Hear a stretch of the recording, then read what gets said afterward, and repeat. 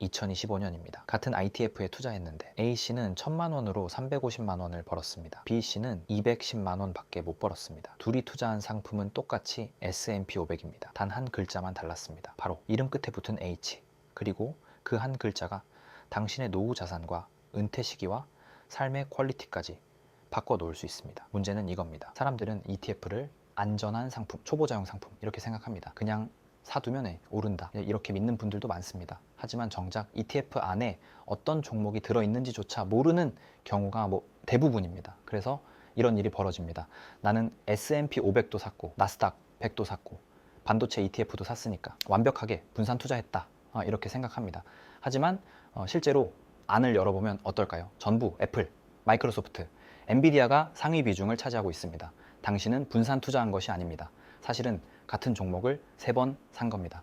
오늘 이 영상 하나만 끝까지 보시면 아무도 제대로 알려주지 않는 ITF 투자의 진짜 함정과 그리고 2026년을 기준으로 우리가 어떻게 투자 전략을 짜야 하는지 명확한 해답까지 가져가실 수 있습니다. 이제 배경부터 천천히 정리해 보겠습니다. 요즘 주식 앱을 켜보면 ITF 메뉴가 없는 증권사는 거의 없습니다. 국내 ETF 시장 규모는 이미 200조 원을 넘어섰습니다. 투자자 수는 약 1000만 명, 우리나라 인구 5명 중 1명꼴로 ITF를 경험해 본 셈입니다. 이제 ETF는 특별한 사람만 아는 상품이 아닙니다. 완전히 대중화된 시대입니다. 문제는 바로 여기서 시작됩니다. ITF가 쉬워진 만큼 투자도 같이 가벼워졌다는 겁니다. 이름이 예뻐서 사고, 유튜브에서 누구 하나가 좋다고 해서 사고, 지인이 수익 인증한 캡처만 보고 따라 사고, 미국이면 언젠가 우상향하겠지, ETF니까 개별 주식보다 안전하겠지, 이렇게 막연하게 생각합니다. 그래서 어떤 일이 벌어지냐면요, 테마 ETF에 최고점 근처에서 들어갔다가 마이너스 50%, 마이너스 60% 이렇게 손실을 보는 분들이 생깁니다. 환율을 신경 쓰지 않고 투자했다가 같은 지수에 투자했는데도 다른 사람보다 수익률이 한참 뒤처지기도 합니다.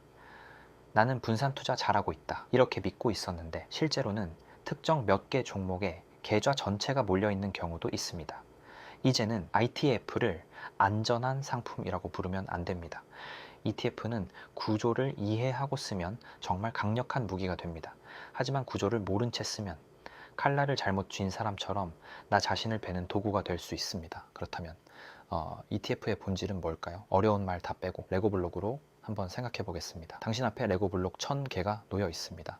이걸로 멋진 성을 하나 만들고 싶습니다. 방법은 2가지입니다. 첫 번째, 블록을 전부 개별로 사는 방법입니다. 빨간 블록은 강남 장난감 가게에서, 파란 블록은 용산 상가에서, 노란 특수 블록은 해외 직구로 하루 종일 발품을 팔아야 하고 가격도 비싸고 설명서도 없어서 조립하다가 실패할 가능성도 큽니다. 2번째 방법은 완성형 레고 세트를 사는 겁니다. 상자 하나 안에 이미 1000개의 블록이 들어 있습니다. 색깔도 다 분류되어 있고 친절한 조립 설명서까지 들어 있습니다. 가격은 어떨까요? 개별로 살 때보다 훨씬 저렴한 경우가 많습니다. 이게 바로 ETF입니다. 삼성전자, 애플, 엔비디아, 구글, 아마존, 테슬라 같은 기업, 이런 회사들의 주식을 한 주씩 직접 사려면 수백만 원, 많게는 수천만 원이 필요합니다. 하지만 나스닥 100 ETF는 어떨까요? 국내 상장 기준 대략 2만 원 정도의 금액으로 그 안에 들어있는 세계적인 빅테크 기업들을 한꺼번에 담을 수 있습니다. 요약하면 이겁니다. 시장 전체를 패키지로 싸게 사는 방법, 이게 ETF의 본질입니다. ETF의 장점을 3가지만 딱 정리해 보겠습니다. 첫째, 적은 돈으로도 글로벌 분산 투자가 가능합니다. 둘째, 수수료가 일반 펀드에 비해 압도적으로 낮습니다. 셋째, 어떤 종목에 투자하고 있는지 구성이 투명하게 공개됩니다. 그래서 워런 버핏이 자기 재산 운용에 대해 이렇게 말했죠. 내가 죽으면 내 재산의 90%를 S&P 500 인덱스 펀드에 넣어라. 인덱스 펀드를 만든 존 보글 역시 이렇게 이야기했습니다. 건초더미에서 반을 찾지 마라. 건초더미 전체를 사라. 이 말만 들으면 ETF는 완벽한 상품처럼 보입니다. 하지만 오늘 영상의 주제는 장점 칭찬이 아닙니다. 2026년 한국 개인 투자자가 ETF 투자에서 정말 조심해야 할 함정을 짚어보는 것이 목표입니다. 이제 본격적으로 함정부터 살펴보겠습니다. 첫 번째 함정입니다. 바로 분산의 착각입니다. 많은 분들이 이렇게 말합니다. 나는 S&P 500 ETF도 있고 나스닥 100 ETF도 있고 반도체 ETF도 있으니까 완벽하게 분산 투자했다. 겉으로 보면은 맞는 말 같죠. 하지만 실제로 각 ETF 안에 들어있는 상위 종목을 열어보면 어떨까요? S&P 500 ETF 상위 종목 애플, 마이크로소프트, 엔비디아, 나스닥 100 ETF 상위 종목 또 애플, 마이크로소프트, 엔비디아, 반도체 ETF는 어떨까요? 엔비디아 비중이 20%가 넘는 경우도 많습니다. 결국 현실은 이렇습니다. 나는 3개의 서로 다른 ITF를 샀다고 생각했습니다. 하지만 실제로는 특정 몇 개 종목에 집중 투자하고 있던 겁니다. 그래서 이런 일이 벌어집니다. 엔비디아 주가가 반토막이 나면 내 계좌 안에 있는 ETF 3개가 동시에 크게 흔들립니다. 내가 산 상품 이름은 다 다른데 내 돈이 걸려있는 회사는 거의 똑같은 상황이 되는 거죠. 이게 바로 분산의 착각입니다. 두 번째 함정은 테마 ETF의 유혹입니다. 메타버스, 2차 전지, 방산, 친환경, AI, 우리가 뉴스에서 자주 보던 키워드들이죠. 증권사는 언제 이런 테마 ETF를 내놓을까요?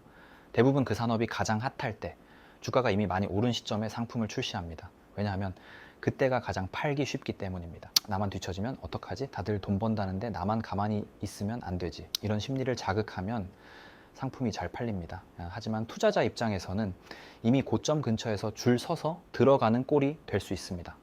그래서 많은 테마 ITF들이 출시 이후 마이너스 40%, 마이너스 50% 이렇게 큰 손실을 기록하기도 합니다. 반대로 묵묵히 시장 전체를 추종하는 S&P 500 같은 인덱스 ITF는 플러스 수익을 기록하는 경우가 많습니다. 유행을 쫓다가 고점에 물리는 전형적인 패턴입니다. 세 번째 함정은 자금 성격을 무시한 투자입니다. 몇 달 뒤에 무조건 써야 하는 결혼 자금, 전셋집 이사 자금, 등록금 같은 돈이 있는데도 S&P 500은 장기적으로 우상향하니까 괜찮아, 이렇게 자기 합리화를 하면서 ETF에 넣어버리는 경우가 많습니다.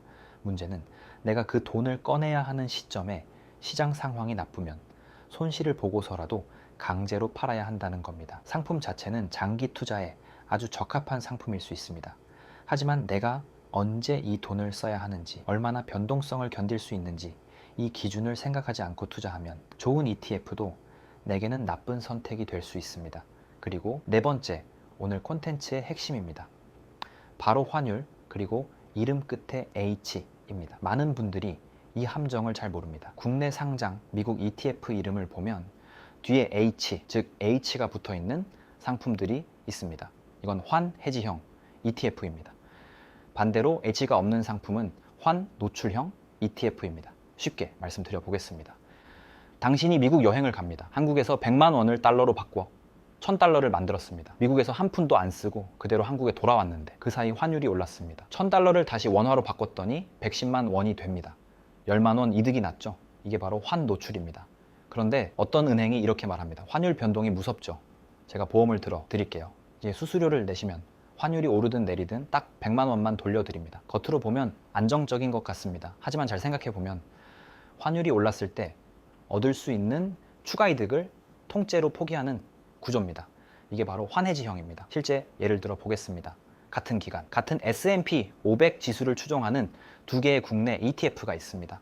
하나는 환노출형, 하나는 환해지형. 지난 기간을 놓고 보니 환노출형은 약 35% 가까이 올랐는데 환해지형은 21% 정도밖에 상승하지 못했습니다. 둘 다 똑같은 지수에 투자했는데도 무려 14%의 수익률 차이가 발생한 겁니다. 단지 이름 끝에 붙은 H 한 글자 때문에요. 그래서 미국 대표 지수에 장기 투자하려는 사람에게는 일반적으로 환노출형이 더 유리한 경우가 많습니다.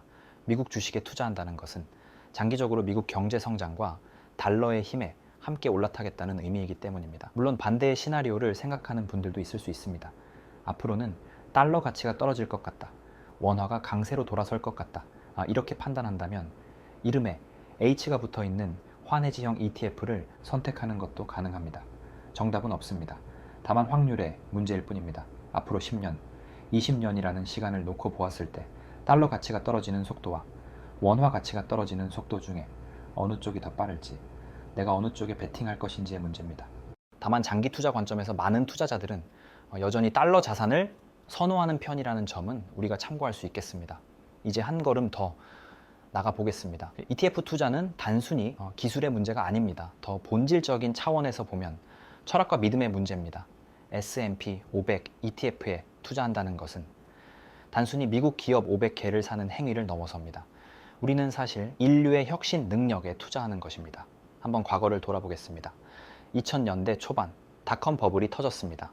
나스닥 지수는 70% 이상 폭락했습니다. 사람들은 말했습니다. 인터넷은 거품이었다. 하지만 그 재 속에서 구글과 아마존과 넷플릭스가 나왔습니다. 2008년 리먼 브라더스가 파산했습니다. 전 세계 금융 시스템이 무너지는 것처럼 보였습니다. 사람들은 자본주의의 종말을 이야기했습니다. 하지만 그 위기 속에서 애플은 아이폰을 내놓았고 전 세계는 스마트폰 혁명으로 완전히 다른 세상으로 이동했습니다. 2020년 코로나로 전 세계가 멈췄습니다. 경제는 끝났다고 했습니다. 하지만 화이자와 모더나는 1년 만에 백신을 만들었습니다. 줌과 테슬라 같은 기업은 짧은 시간 동안 몇 배씩 성장했습니다. 위기가 올 때마다 그 최전선에 기업이 있습니다. 그리고 S&P 500 지수는 그 기업들의 경쟁과 탈락과 진화를 가장 효율적으로 담아내는 시스템입니다. 이 지수는 고정된 명단이 아닙니다. 시대에 뒤처진 기업, 예를 들어 필름 카메라의 제왕이었던 코닥 같은 기업은 가차 없이 탈락합니다. 대신 새로운 시대를 이끄는 엔비디아와 테슬라 같은 기업이 그 자리를 채웁니다. S&P 500은 인류의 혁신을 이끄는 국가대표 기업들로만 꾸준히 다시 뽑히는 팀입니다. 부진한 선수는 즉시 교체됩니다. 가장 잘하는 선수가 항상 그 자리를 채웁니다. 이 말은 곧 당신이 S&P 500 ETF 한 주를 산다는 것은 애플의 다음 분기 아이폰 판매량에만 베팅하는 것이 아니라는 뜻입니다. 인류가 앞으로도 문제를 해결하고 새로운 가치를 만들고 계속해서 혁신해 나갈 것이라는 그 긴 흐름에 편승하는 선택입니다. 지난 약 100년 동안 S&P 500 지수의 연평균 수익률은 대략 10% 수준을 기록해 왔습니다. 1000만 원을 30년 동안 꾸준히 투자했을 때 과거 평균을 기준으로 계산하면 1억 원을 훌쩍 넘는 결과가 나옵니다. 물론 과거 수익률이 미래를 보장해 주지는 않습니다. 하지만 역사가 우리에게 보여준 확률이라는 것은 분명 존재합니다. 마지막으로 이 질문을 드리고 오늘 이야기를 마무리해 보겠습니다. 2015년 어떤 사람은 이렇게 말했습니다. S&P 500 너무 올랐어. 지금은 아니야. 그리고 10년을 기다렸습니다. 그 10년 동안 지수는 3배가 됐습니다. 2020년 또 다른 사람은 말했습니다. 코로나 때문에 끝났어. 지금 사면 폭락이야. 그리고 5년을 기다렸습니다. 그 5년 동안 지수는 또 2배가 됐습니다. 그리고 지금 2025년과 2026년을 바라보는 지금 당신은 어떤 말을 하고 있나요? 지금은 애매해. 좀 더 지켜보자. 나중에 여유 생기면 시작해야지. 10년 뒤 2035년에 당신은 오늘을 떠올리며 어떤 생각을 하게 될까요? 그때 그냥 공부 좀 더 해볼 걸. 그때 그냥 작게라도 시작해 볼 걸. 우리를 갈라놓는 건 지식의 차이가 아닐지도 모릅니다. 100명 중 98명은 10년 뒤에도 여전히 부자 되는 법을 검색합니다. 하지만 2명은 이미 부자가 되어 있습니다. 그 둘과 나머지 98명을 가른 건 재능도, 운도 아닙니다. 바로 실행입니다. 첫걸음은 생각보다 단순합니다. 증권 앱을 하나 깔아보는 것, 연금 저축 계좌가 뭔지 검색해 보는 것, 월 10만 원이라도 ETF에 꾸준히 넣어보기로 나 자신과 약속하는 것, 그 정도만 해도 당신은 이미 100명 중 10명 안에 들어갑니다. 그리고 정말로 실행까지 옮긴다면 그때부터는 100명 중 2명 안에 들어갈 가능성이 열립니다. 이제 2026년 ITF 함정을 알게 되었습니다. 무엇을 피해야 할지, 어떤 기준으로 골라야 할지 알고 있는 상태에서 선택할 것인지, 모른 채로 남들이 좋다니까 따라갈 것인지, 선택은 항상 우리 몫입니다.